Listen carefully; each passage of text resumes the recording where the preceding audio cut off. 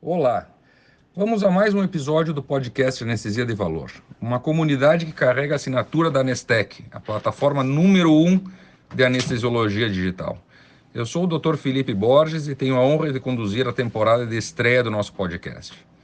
No Anestesia de Valor, nós vamos contar com a participação de grandes nomes da área para debatermos sobre gestão, tecnologias, boas práticas e tudo mais que agrega valor para o desenvolvimento de uma anestesia mais conectada, digital e preditiva. A anestesia de valor envolve desde as melhores práticas, segurança do paciente, tecnologia, inovação hospitalar e suas nuances. Por isso, hoje temos o prazer e a honra de ter conosco Diego Ramírez. Diego Ramírez é especialista em gestão de negócios e projetos, com experiências em transformação nas áreas de saúde e educação. Em saúde, liderou movimentos de inovação em hospitais e operadoras. Atualmente é head de inovação no Grupo AESC, Associação Educadora São Carlos. Diego, é um grande prazer tê-los conosco, ter você conosco. Seja muito bem-vindo. Olá, Felipe, muito obrigado pelo convite. Bom dia, boa tarde, boa noite para quem nos escuta. Bom, mais uma vez é um prazer poder compartilhar um pouco da minha trajetória em inovação e principalmente, de certa forma, poder compartilhar um pouco do que eu aprendi, um pouco do que eu tenho vivido e dos desafios que todos nós que, de certa forma, atuamos em inovação, encaramos todos os dias.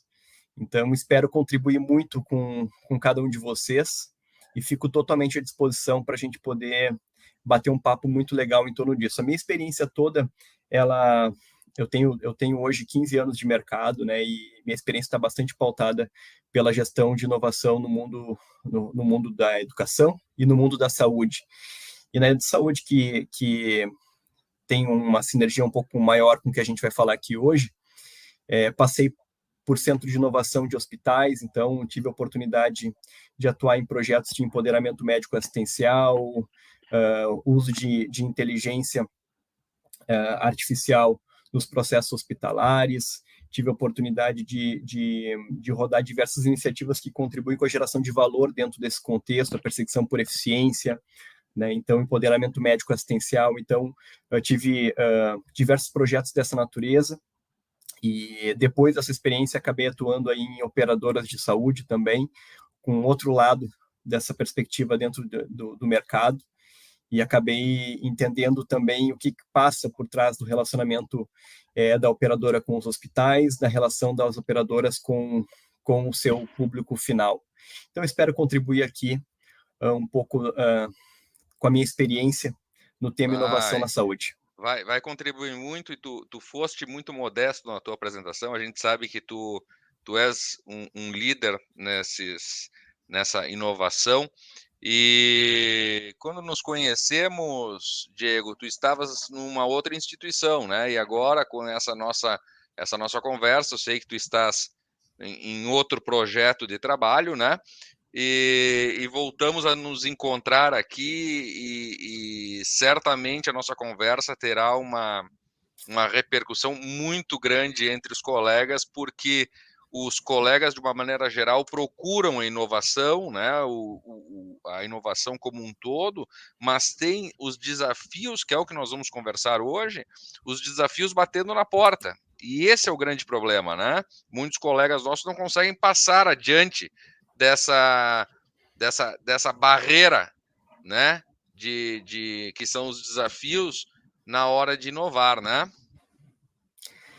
Exatamente, Felipe. Tem uma série de gargalos que a gente se depara hoje nos processos de inovação corporativos, né? E dentro do mundo de hospitais, na saúde, não é diferente.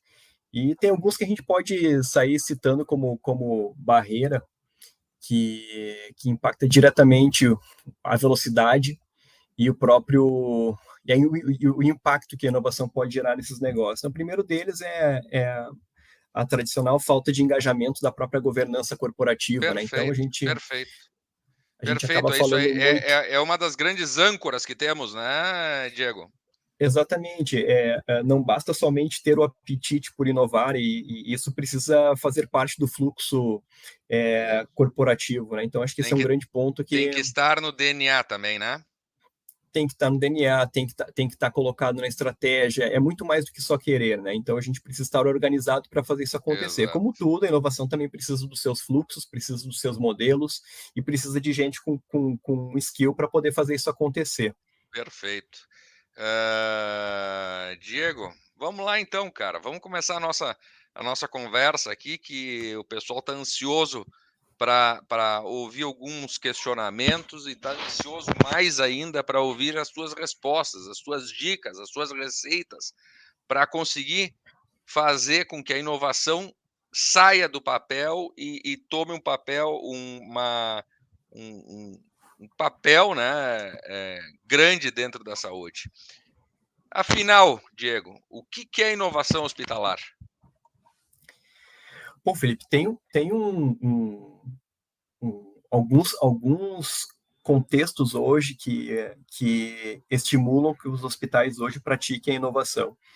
Nos últimos 10 anos tem acontecido um movimento no mercado da saúde bastante impactante, e que é a alta do custo da saúde, né?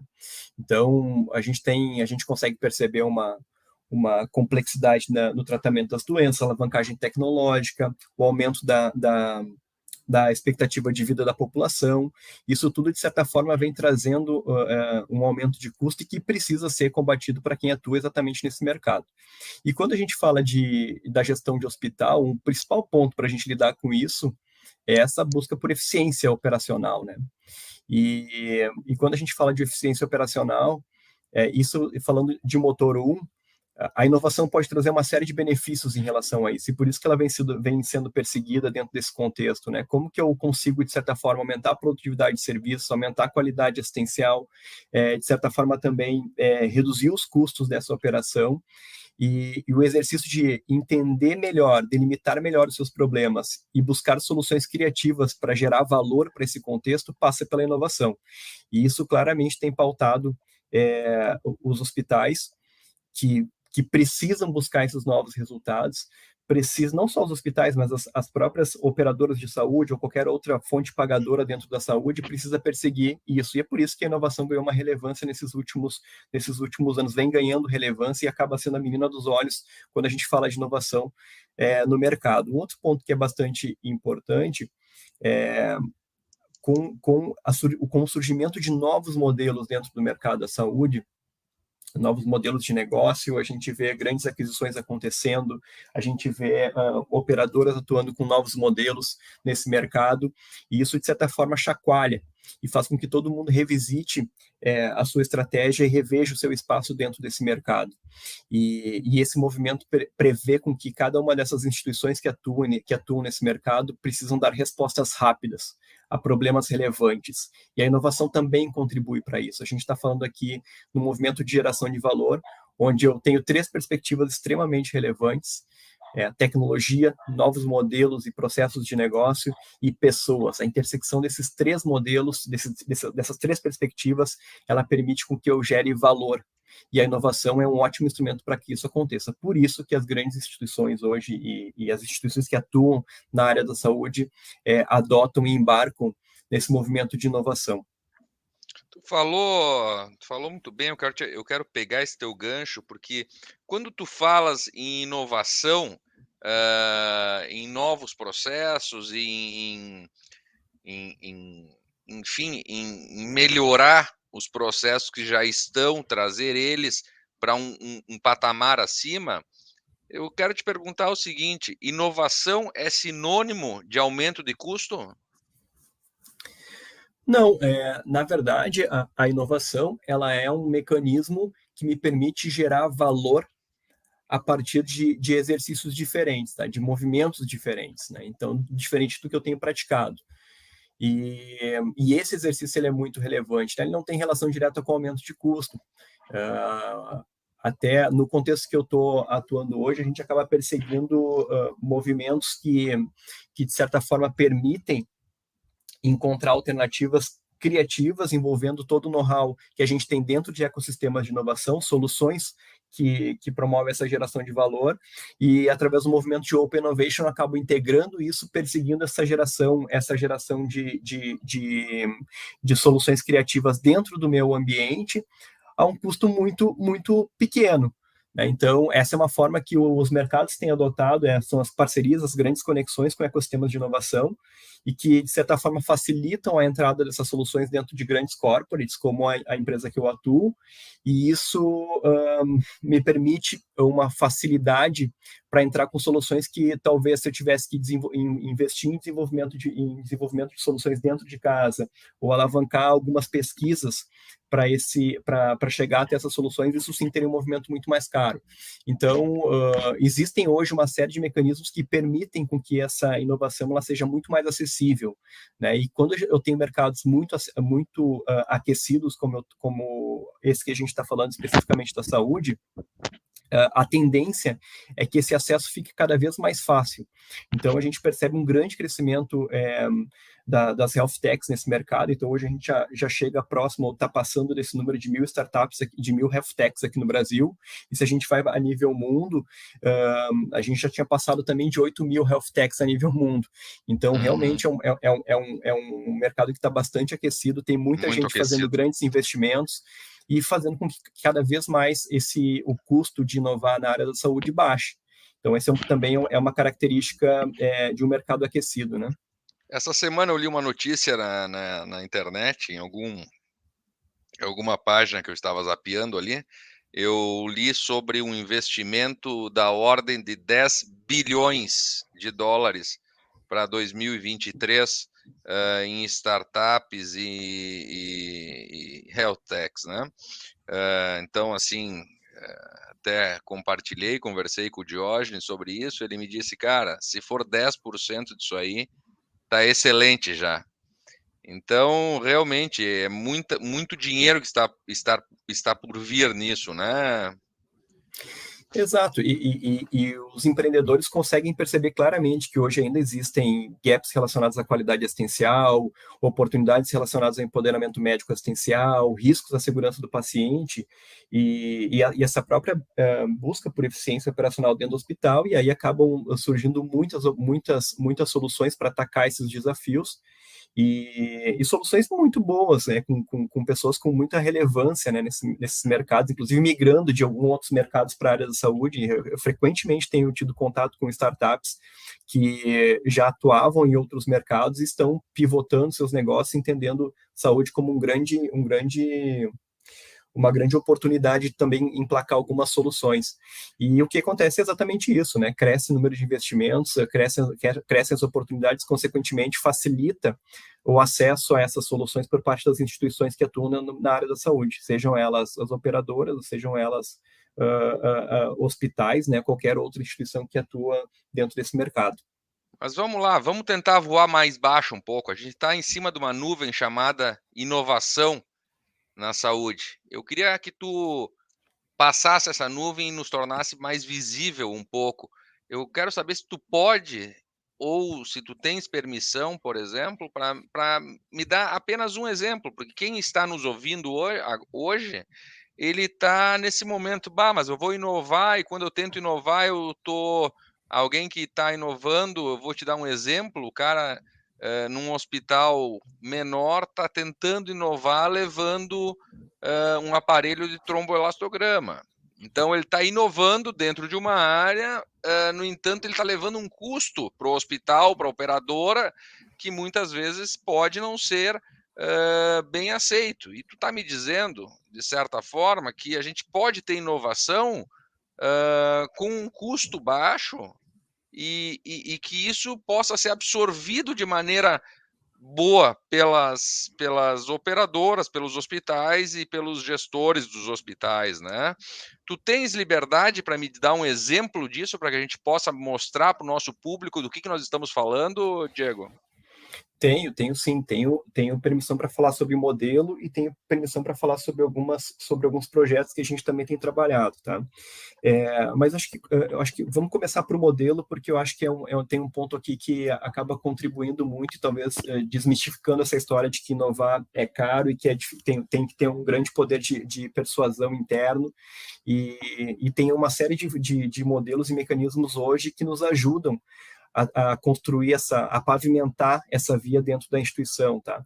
O primeiro deles, Felipe, eu acho que a gente, ao longo dessa minha história, da minha trajetória com inovação, cada vez fica mais evidente que a gente precisa entender muito bem qual é o problema a ser atacado, né? Então, um grande ponto que a gente percebe com uma grande incidência de erros dentro das instituições é querer inovar sem saber para quê. Né? Então, é super importante ter um autoconhecimento da instituição, escolher quais são os pilares que eu pretendo inovar. Ter um norte, né? Ter um norte, exatamente, e priorizar, porque se a gente está falando que dentro das instituições de saúde hoje existe uma série de gaps, é muito natural que existam muitas oportunidades para se fazer, para se trabalhar. Então, é super importante a gente saber priorizar isso e entender muito bem os seus principais desafios, os seus principais problemas, né? E quando eu falo entender, não é somente apontar, é saber dimensionar o tamanho desse problema, quanto custa esse problema para a gente, quanto vale uma solução para resolver esse problema, quanto a gente tem disposição para investir em relação a uma solução que poderia resolver esse problema, porque isso facilita muito o fluxo de inovação. Então, aí, voltando ao ponto que você falava sobre o custo de inovar, quando a gente tem domínio sobre isso, a gente consegue ter total clareza sobre quais são os insumos e quais são os recursos que eu tenho para poder identificar, captar e implantar uma solução que vá resolver um problema dessa magnitude.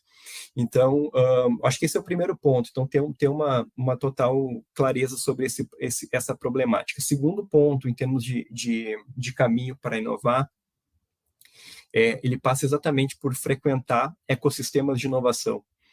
E eu preciso saber onde essas soluções estão concentradas. E hoje existe uma série de redutos virtuais ou físicos que essas soluções estão presentes, né? Então, eu tenho polos tecnológicos dentro de universidades, eu tenho aceleradoras, eu tenho incubadoras, eu tenho ecossistemas empresariais, onde eu consigo ter acesso a essas soluções. Então, o primeiro ponto para facilitar a busca de soluções que tenham aderência ao meu negócio é exatamente conhecer esses ecossistemas, frequentar esses ecossistemas, e aí, quando eu falo frequentar, não é só buscar quando precisa, né? É protagonizar lá dentro e ter um mapeamento muito natural de onde essas soluções estão, e aí, de certa forma, também se tornar a referência da sua empresa dentro desse ecossistema, como quem quer inovar, e também ser uma referência para quem está disposto a vender inovação. Então, acho que esse é um segundo ponto que fica como uma dica aqui para que a gente, de certa forma, consiga ter acesso às melhores soluções. E aí, falando de forma mais prática, talvez trazendo um case aqui, eu vou deixar para falar sobre a Nestec na sequência, porque é uma empresa que, segundo o hospital que eu passo, e de certa forma a gente está conseguindo viabilizar projeto, mas eu tenho uma solução que eu gosto muito de falar sobre o modelo que a gente conseguiu colocar de pé, porque ele traz o conceito de uma universidade, ele traz o conceito de uma parceria para desenhar uma solução que trouxesse viabilidade. A gente traz também as contrapartidas de uma instituição hospitalar sem ser recurso financeiro. A gente está falando no fornecimento de dados, fornecimento de horas de trabalho e o feedback qualificado, que é um recurso extremamente importante para startups que estão querendo validar MVP no mercado e também fazer scale-up dessa solução no mercado, que é uma parceria que o Hospital Mãe de Deus, que é um hospital do nosso grupo, do Grupo AESC, realizou com a No Harm, que é uma solução que que traz inteligência, que aplica inteligência artificial na farmácia clínica, e e o Mãe de Deus fez parte da concepção dessa solução. Então, por ter feito parte da concepção dessa solução, ela tem uma condição especial de financiamento dessa solução dentro do hospital. Então, ali a gente entrou com fornecimento de dados, né, para poder lapidar ou treinar o algoritmo da Non-Harm. A gente entrou com ativo intelectual da força de trabalho da equipe da farmácia clínica, do Command Center, que é um outro setor do hospital que contribuiu para o desenvolvimento da solução. E a gente também, durante um bom período de desenvolvimento dessa solução, forneceu feedback qualificado. Então, de certa forma, a gente se sente muito parte desse movimento de concepção da solução e hoje usufrui dessa tecnologia dentro do nosso contexto. Então, aqui fica um exemplo também de modelo, né? E aqui não estou entrando especificamente no mérito da solução, mas principalmente do modelo de parceria, onde eu consigo trazer alguns elementos que são fundamentais para inovar e sem desembolso direto de recurso financeiro, que é o que geralmente acaba colocando barreiras na entrada de soluções dentro do hospital. Então, é mais uma dica de como a gente pode modelar. Geralmente, eu acho que não, Diego. Acho que é sempre, né? Sempre. Sempre que a gente tenta inovar e talvez as tuas dicas possam nos clarear e nos dar um norte um pouco mais limpo, assim. A gente tenta inovar e talvez as nossas inovações elas passem necessariamente por grandes investimentos, né? Obviamente que vão ter algumas inovações que precisam de grandes investimentos, mas acredito também que muitos dos processos hospitalares e de clínicas possam passar por inovações sem ter um investimento muito relevante, né? Ou esse investimento extremamente atrelado, né, de uma forma minuciosa ao retorno que a gente pode ter em relação à implantação de uma solução inovadora. Então, que é um outro caminho, né?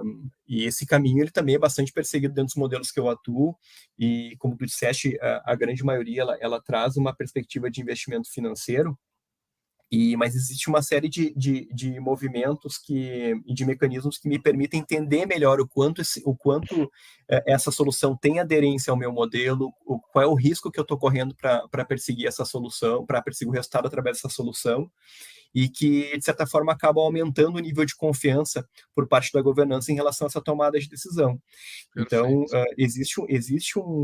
de novo, né, inovação não é só aptite, né, inovação é metodologia, é técnica, né? Metodologia, exatamente. Então, a gente precisa trazer essa consistência para dentro do nosso modelo de trabalho.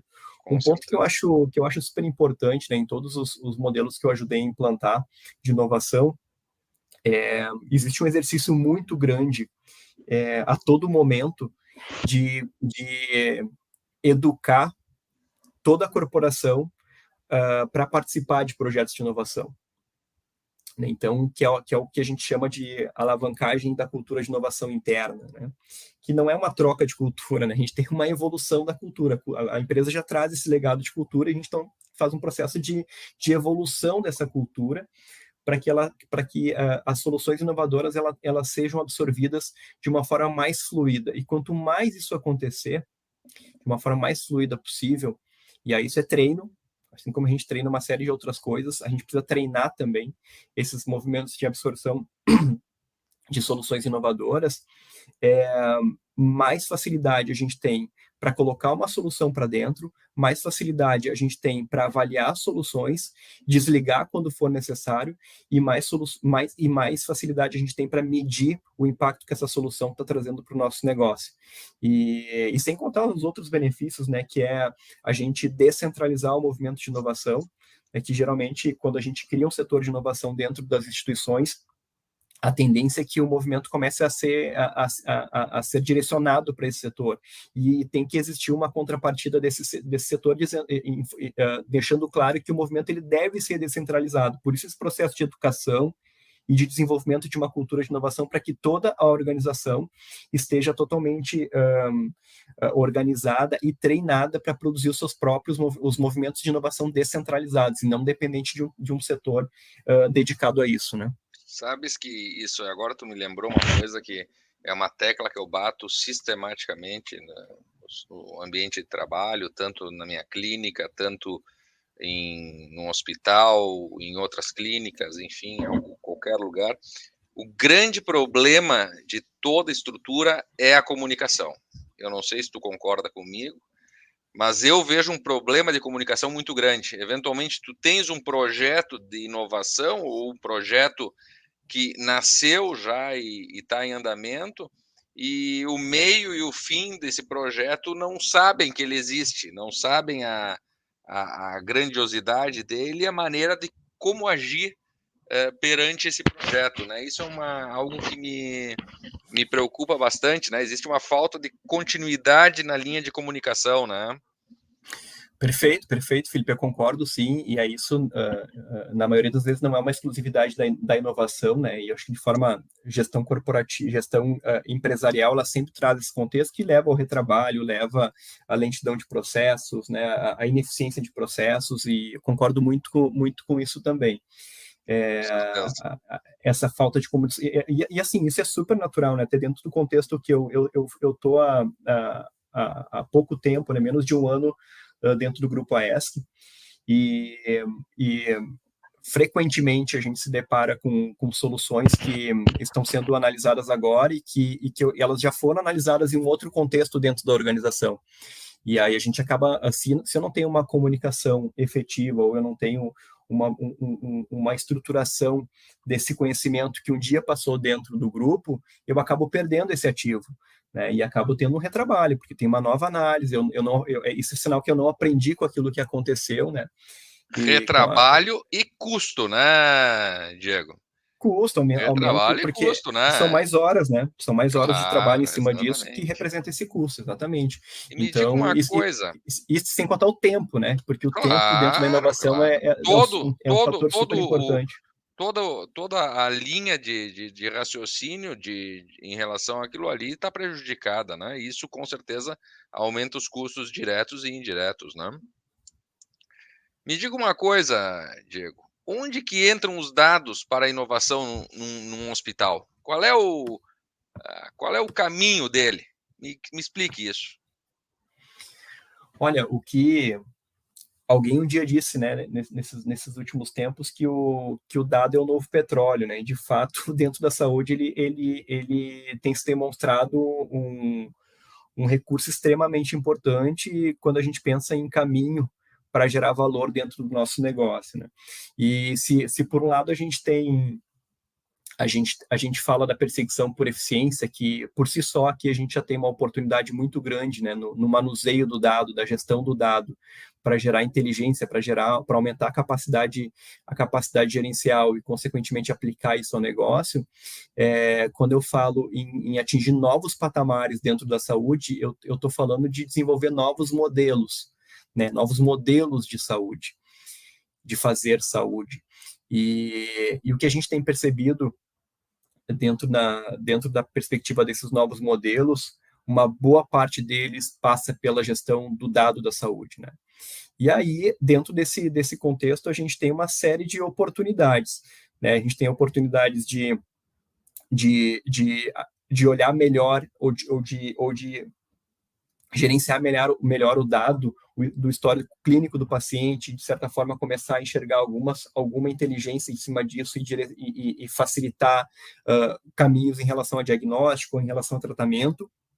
Né? Então, por isso, ele tem uma relevância muito importante, né? Porque esses novos modelos eles precisam ser muito mais eficientes e baixar o custo da saúde, então o dado tem uma relevância bem importante. O dado também ele implica nas tecnologias onde eu integro negócios, então quando a gente fala em inovação, tem um fator que eu sempre gosto de falar muito, que quando a gente fala em inovação, a competição ela deixa de ser uma competição individual, ela passa a ser uma competição em cluster. E eu tenho uma grande oportunidade dentro da saúde aqui de reunir de formar clusters para competir dentro desse mercado. E esses clusters, eles, na perspectiva de dado, eles se tornam cada vez mais relevantes. Eu acredito muito que a formação desses clusters vai chacoalhar muito o mercado, né? E a gente costuma dizer aqui no hospital que na área da saúde está se formando uma grande tsunami, né?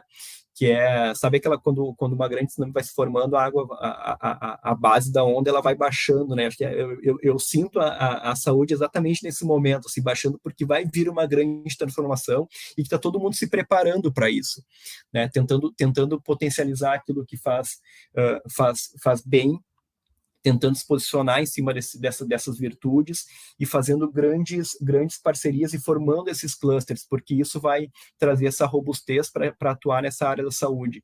Então,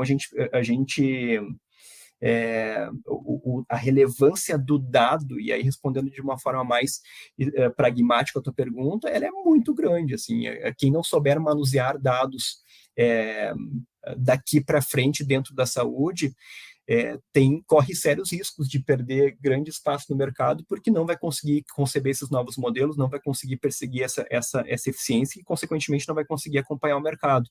Então, eu também costumo dizer aqui dentro do nosso contexto que cada vez mais a gente vai ser empresa de TI, né, porque a nossa capacidade no manuseio de dados ela precisa aumentar. A gente tem dados entrando de tudo que é lado, e mais do que ter o dado, eu preciso saber como eu melhor utilizo ele, eu preciso construir metodologias para tomar a decisão em cima dele, e esse é um exercício contínuo dentro das equipes, né? A gente tem uma experiência muito bacana com a Nestec, né, na digitalização de dados dentro do processo do serviço de anestesia.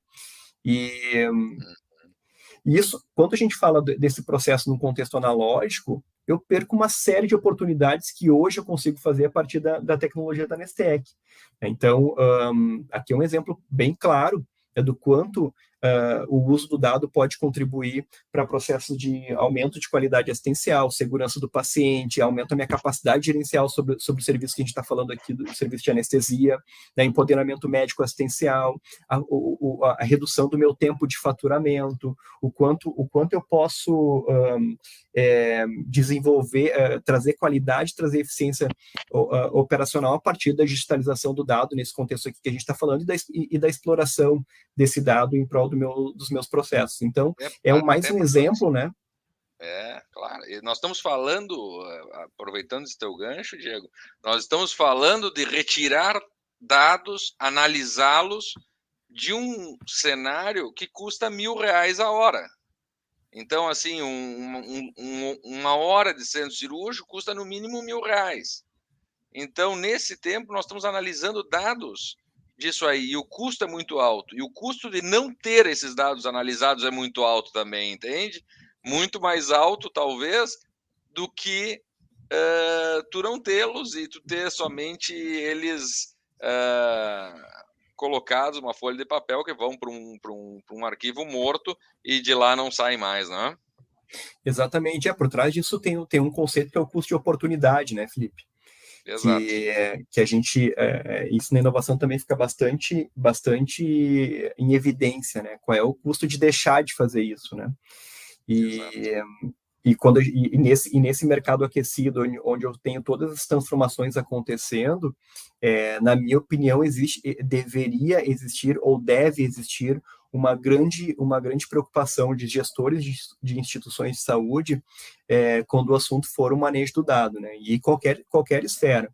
Eu participo não só trazendo soluções que exploram melhor o uso do dado, né, dentro do contexto da instituição, mas também de projetos de pesquisa, né, com viés acadêmico, para tentar entender para onde a gente está indo em relação a isso e não perder oportunidades, porque, de novo, né, voltando lá para frequentar ecossistemas de inovação e entender o que está acontecendo em relação a quem está ditando o que é tendência dentro da saúde, né? E porque isso, de certa forma, traz insumos relevantes para a gente direcionar e pivotar o futuro das nossas instituições. Não há dúvida nenhuma. E, Diego, qual é a tua dica para quem quer começar a inovar num hospital? Vamos lá, tu já deste exemplos, tu já nos explicou a teoria e um pedaço da prática da coisa, quem faz. E agora me diga, então, como é que alguém começa a inovar dentro de um hospital? Quais são as tuas dicas para esse pessoal que está ávido por inovar? Bom, eu acho que o primeiro ponto, né, quando tem muita gente que tem muitos contextos que quando a gente fala em inovação, o pessoal remete direto para a tecnologia, né? Mas eu tenho uma visão bastante diferente em relação a isso, que eu preciso identificar pessoas com skills necessários para inovar. Então, se eu ainda não tenho uma estrutura dedicada para inovar, ou não tenho iniciativas organizadas para inovar, acho que o primeiro ponto é identificar dentro da organização quais são as pessoas que hoje já praticam algum tipo de inovação, ainda que informal, ou que demonstram esse apetite, ou demonstram skills que são relevantes para esse movimento. E quando eu falo de skills relevantes, são aqueles. Conseguir delimitar muito bem problemas, ter disposição para experimentação, buscar soluções diferentes para esses problemas que estão colocados. Então, é esse tipo de skill que a gente está falando. E toda organização tem essas pessoas, né, que atuam em contextos diferentes. Então, acho que é super importante identificar essas pessoas e empoderá-las para que elas potencializem esses movimentos dentro da organização. Acho que esse é um passo muito importante, tá? E eu sempre gosto de evidenciar isso muito. Uma das primeiras coisas que eu faço quando eu chego numa instituição para fazer inovação é exatamente isso, identificar quem são os agentes de inovação, ainda que informais, e formar essa rede. Né, começar a fomentar essa rede, questioná-los, perguntar, de certa forma, envolvê-los com projetos, e isso ao natural vai se formando. Então, essa é uma dica que eu gosto muito de dar, porque ela é bem simples, ela é bem barata, não depende de nenhum investimento e é total comportamento organizacional. Né? Então, identificar pessoas que tenham atitudes inovadoras e que estejam comprometidas com esse movimento. Eu acho que um outro ponto, quando eu falo também em alavancar esse movimento, de certa forma, é garantir o envolvimento da governança. Né? Então, é um movimento que tem que vir de todos os lados dentro da instituição. Né? Ele é top-down, ele vem da base, ele é top-down, e em algum momento isso, quando vem de todos os lados, a gente começa a perceber que isso começa a ganhar tração dentro da instituição. Então, aquele ponto que a gente falou anteriormente sobre a comunicação, fazer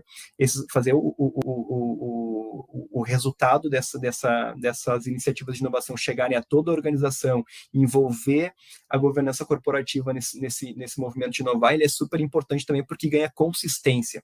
Então, essa é uma demonstração que a instituição de fato precisa e quer inovar. Então, quando a gente tem a governança envolvida, ela traz isso.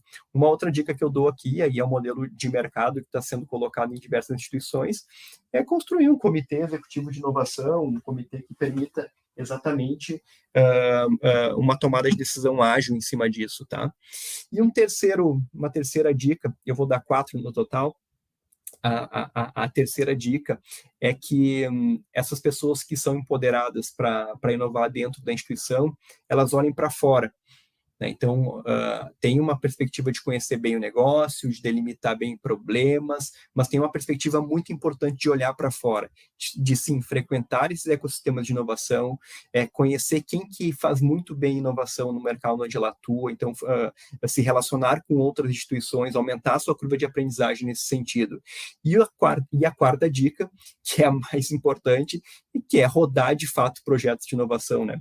Talvez um erro fatal de muitas instituições é comunicar que quer inovar e até, às vezes, praticar um investimento muito alto, tá, em criação de laboratórios de inovação, de grandes espaços de inovação, de coworking, que é todo aquele modismo de inovação, né, são os puffs coloridos, mas, de fato, não conseguir rodar projeto de inovação dentro da instituição. Então, de fato, precisa colocar para rodar isso, precisa empurrar a solução de inovação para dentro da instituição de uma forma orgânica, medir o impacto dessa solução e evidenciar isso de forma interna e externa. Então, acho que são 4 dicas que são bem fáceis de serem praticadas. que é uma demonstração clara de que a organização está querendo inovar, e a partir delas, sem dúvida, eu vou aumentando a minha curva de aprendizagem nesse movimento de inovação e vou ganhando cada vez mais consistência. Eu vou ter time dedicado para isso, vou ter portfólio atrelado aos objetivos estratégicos, que é uma outra dica super importante, né? A inovação ela tem que ser um mecanismo que entregue para a instituição aquilo que é importante, aquilo que é relevante. O que é relevante é estratégico. Então, acho que ter aderência estratégica, ter aderência ao movimento de transformação digital da empresa, ter aderência à qualificação das jornadas dos usuários dessa empresa é algo que realmente traz a inovação para um ponto de relevância dentro da organização. Perfeito. Tu veja que nós estamos conseguindo, nesse nosso pod aqui, nós estamos conseguindo falar sobre... A gente começou falando sobre os desafios, sobre o que é inovação hospitalar, né? Sobre os dados que entram na inovação, né? Tu pode me ajudar sobre mais do que nós conversamos, sobre as dicas nós conversamos. Exemplos de modelos de projetos. Exatamente, exemplos de modelos de projetos. E os gargalos da inovação. Agora eu quero ouvir tu me dizer sobre isso. Eu acho que quando a gente fala de gargalo, é exatamente ao contrário daquilo que a gente dá como dica, né? Um grande gargalo é a falta de aderência da governança, né? Então, se eu gero esse estímulo interno, né, promovo essa alavancagem cultural e na hora de tomar decisão eu não sou consistente, não faço uma boa análise das oportunidades e não coloco isso para rodar, é um movimento que mata a inovação, né? Totalmente, né? Ele mata, ele é anti-inovação. Então, a empresa tem que ter uma demonstração clara de que quer fazer isso. E eu acho que esse é um ponto que, para mim, ele é extremamente importante. E quando isso não é bem feito, quando não existe essa demonstração corporativa, eu começo a perder apoio de áreas que geralmente são importantes para o movimento de inovação, né? Exatamente. Então, me falta apoio de jurídico, me falta apoio de tecnologia, me falta apoio de comunicação. Então, precisa ter esse alinhamento interno. E, Diego, as pessoas cansam, né? As pessoas cansam, porque... É mais ou menos tu estares fazendo um projeto de inovação que tu não consegue sair daquele teu círculo, por mais que tu te esforce, quem está perto de ti entende, um degrau acima entende também, daqui 6 meses já não tem mais não foi levado adiante aquela história, né? Então as pessoas acabam perdendo a potência, perdendo o gás, né? Dentro dessa vontade, é uma coisa natural, né? Porque se as pessoas veem que a coisa acaba não andando, ou sempre batem nas mesmas desculpas, as pessoas acabam cansando e desistem de participar disso, né? Exatamente, Felipe, concordo super com essa tua fala, e é um movimento que precisa pulsar dentro da organização, né? Porque quando a gente fala de mudança de cultura ou de alavancagem de cultura, a gente está falando em praticar novos comportamentos, né? E novos comportamentos de uma forma sistêmica, de uma forma contínua. Então, isso parte do princípio de que quem está com essa responsabilidade precisa ter muita resiliência, né? Acho que essa é uma característica muito importante também dentro da inovação, porque a gente vai lidar com portas fechadas o tempo todo, né? E abrir portas internas e externas, né? E ter criatividade para lidar com isso, persistência para lidar com isso, tem que ser uma virtude de quem quer inovar. Quem desiste na primeira não tem vai ter dificuldade para inovar. A palavra resiliência, ela é uma palavra relativamente nova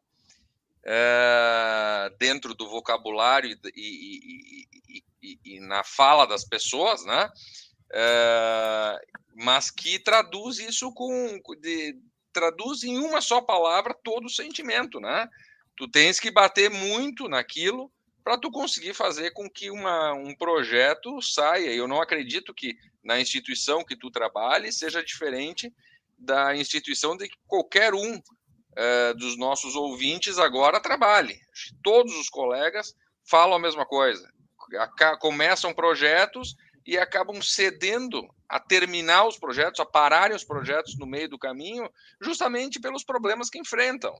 E muitas vezes não são problemas financeiros, né? Esse é o grande detalhe, Diego. Muitas vezes não são problemas financeiros, são problemas organizacionais e que muitas vezes a gente parece um cachorro correndo atrás do rabo. A gente está sempre discutindo a mesma coisa. Isso acaba por esgotar uma pessoa, né? Exato, porque essa figura de inovação, e seja ela uma pessoa dedicada para inovação ou algum agente de inovação de uma área de negócio, ela precisa evangelizar o tempo todo a instituição, né, para essa experimentação, para essa mudança, para essa disposição para essa mudança, né? E isso em todos os contextos. Quando a gente começa um trabalho dentro de uma organização, a gente precisa explicar muitas vezes para um setor jurídico, para um setor de tecnologia, por que precisa daquele compartilhamento de dados, por que precisa daquela consulta do dado, por que precisa um contrato com uma outra perspectiva. A base jurídica dentro da inovação, ela também ela é bastante relevante, né? Então, tem um processo de educação dentro de diversas áreas e que realmente, assim, a minha fala bastante insistente em cima de cultura, ela é super importante, porque se uma dessas áreas não contribui com o processo, ela acaba impactando diretamente no tempo e na intensidade do processo de inovação. Mas com certeza. E um outro ponto, Felipe, que eu acho que é extremamente importante aqui em termos de gargalo, é quando não tem tração para rodar projeto, né? Que aí a gente volta naquela história de não rodar o projeto. Exatamente. Então, precisa minimamente estar organizado para colocar a coisa para rodar, né? E aí, sim, são condições mínimas para rodar projetos, né, que gerem algum tipo de transformação. Tu sabes que agora eu estava te ouvindo aqui pensando o seguinte: existe muita coisa pessoal nisso tudo também, né? Não vamos esquecer disso aí. Existe muita coisa que pode não ir para frente porque o Diego está fazendo, entende? Então, a gente tem que transpor coisas pessoais também, né? Que existem em qualquer lugar, né? Exatamente. As minhas experiências com inovação, eu sempre peço muito apoio na governança para empoderar a liderança de inovação, né? Porque ela precisa ter acesso fácil a todas as áreas, ela precisa independer de hierarquia dentro da perspectiva de negócio, então precisa penetrar muito fácil dentro das áreas, precisa ter acesso a dados dentro das áreas. Então, onde a gente aloca também essa estrutura de inovação, ela diz muito também sobre o apetite que a empresa tem em relação ao tema, né?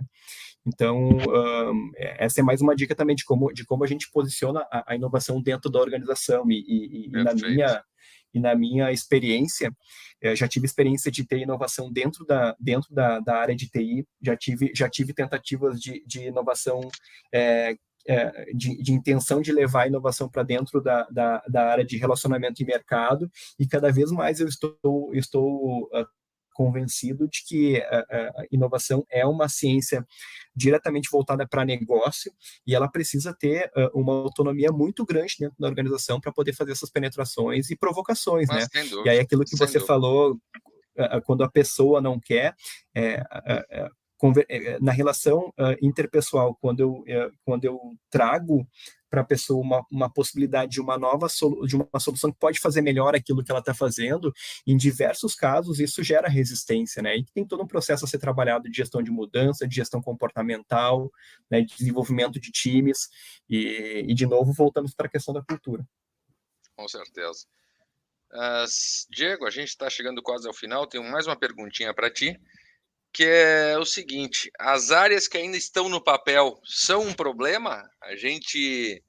O que a gente pode dizer sobre isso? Olha, Felipe, eu tenho comentado muito que a inovação até pouco tempo ela era tida como uma ciência para gerar diferenciais competitivos dentro dos mercados, né? E dentro da saúde eu já não enxergo mais dessa forma, eu já acho que é uma questão de sobrevivência. E enxergo que quem não tiver estruturado para dar respostas rápidas ao mercado, quem não tiver pensando sistemicamente e metodologicamente para gerar valor em diversos segmentos dentro do seu negócio, está fadado ao insucesso, né? E estar fadado ao insucesso no mercado que a gente tem muitas provocações por novos modelos entrantes, por grandes investimentos acontecendo, grandes fusões acontecendo, e muita gente boa voltada para resolver problemas dentro desse mercado. Eu acho que, institucionalmente falando, ou corporativamente falando, não investir em inovação é um ato falho, é um erro, e que pode custar muito caro para esse negócio. Então, o que eu trago aqui de dica é que, se ainda não faz, procurem se organizar minimamente para começar a acelerar esses passos, porque eu não estou falando aqui especificamente de montar uma área de inovação, mas estou falando especificamente em praticar inovação. Então, acho que esse é o grande ponto a ser perseguido por as instituições que hoje atuam na área da saúde. Perfeito. Esse, então, foi Diego Ramírez, especialista em gestão de negócios e projetos. Está liderando movimentos de inovação em hospitais e operadoras já, né? O Head de Inovação do Grupo AESC. Nós tivemos a honra de compartilhar alguns momentos nos quais fomos agraciados com muita informação. Acredito que todos que estão nos ouvindo agora tiveram informações importantíssimas sobre a inovação, os seus desafios e, principalmente, as dicas para quem quer fazer isso. Suas considerações, Diego, por favor. Felipe, antes de mais nada, eu queria agradecer a oportunidade de poder bater esse papo. Aprendi muito aqui também e espero ter contribuído muito com os colegas. E, de fato, me coloco à disposição também para contribuir em outros fóruns. Existe um exercício muito grande. Eu tenho me relacionado com pessoas aqui do Sul que tocam movimentos de inovação, e existe uma preocupação muito grande de como a gente ajuda outras instituições também a se preparar para esses movimentos, e discutindo qual é a melhor forma de fazer isso. Então, sou um grande entusiasta desse tema de inovação, principalmente na saúde, que para mim já é um propósito de vida, né? E por favor, contem comigo, me adicionem aí nas redes sociais, LinkedIn, especialmente, para a gente poder fazer essas trocas e, de certa forma, gerar um impacto ainda maior dentro do mercado da saúde. Muito obrigado pela oportunidade. Faremos isso sim, Diego. Então é isso, meus amigos. Anestesia de valor é isso aí. É mostrar a vocês todos oportunidades, inovações, segurança e soluções, principalmente com foco no nosso paciente. Muito obrigado novamente. Até o próximo episódio do nosso podcast.